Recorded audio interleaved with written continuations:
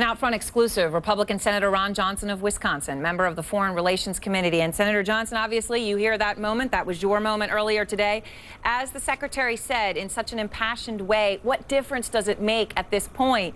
What happened then when we need to prevent it from happening again? Does she have a point? Well, first of all, the reason it makes a difference is I think the American people, first of all, have the right to know what happened. American people also have the right to be told the truth. They should have an expectation this administration, this president will be honest with them. And so I think it makes a big deal of difference. And I tell you what, I was surprised by Secretary Clinton's reaction to that because it was a pretty simple question.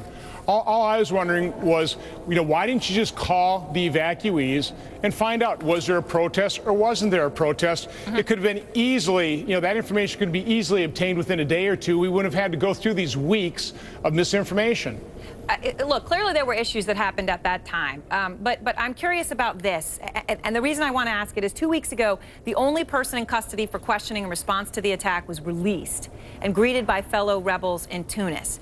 Now, the United States, of course, as you know, has intercepts of communications from the attackers on the night of the actual attack, from September 11th. So there appears to be some sort of trail that's obviously been very hard to follow. The former FBI Assistant Director Tom Fuentes told our program that no one may ever be held accountable for this attack because of the ongoing chaos. So Secretary Clinton, when she was asked today whether this person was involved in the Algeria attack, the one who's been free, she said, we don't have any information about that. I'm curious your point of view. I mean, isn't the bigger issue now still not what happened last fall, but that, holy cow, we might never have anybody go to jail for this?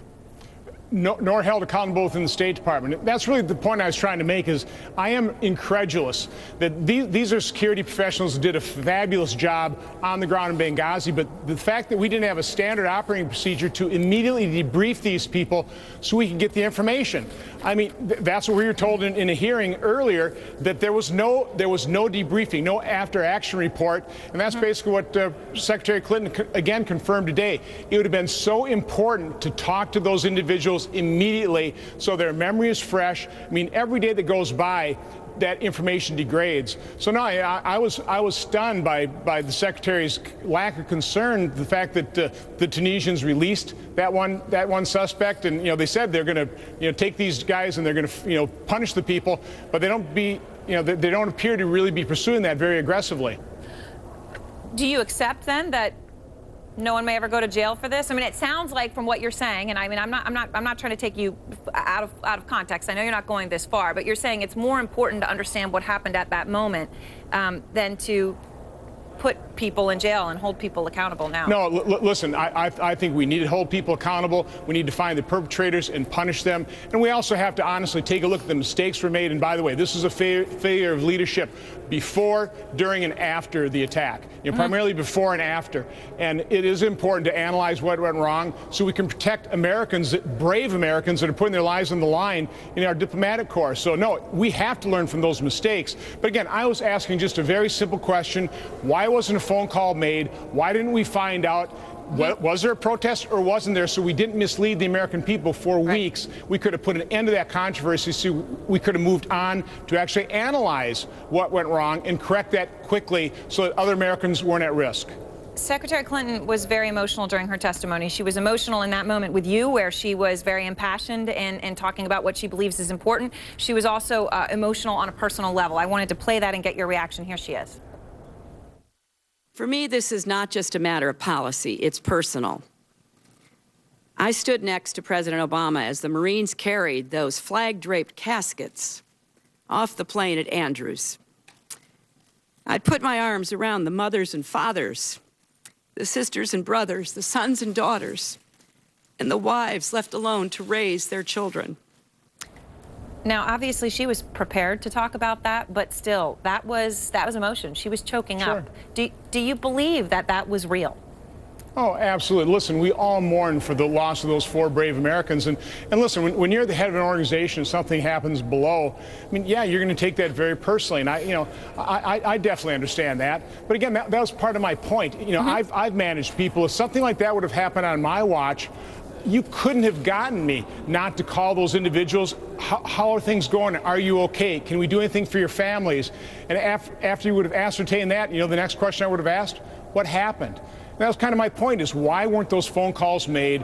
Why didn't we know immediately some of these just basic pieces of information that we could have laid all this to rest very early on? So you accept now, and I'm just curious because this is an important nuance, you accept that they didn't actually know what happened as opposed to saying that perhaps they covered up or misled the American people about, for example, whether it was opportunistic or pre-planned, whether al-Qaeda linked groups were involved or not?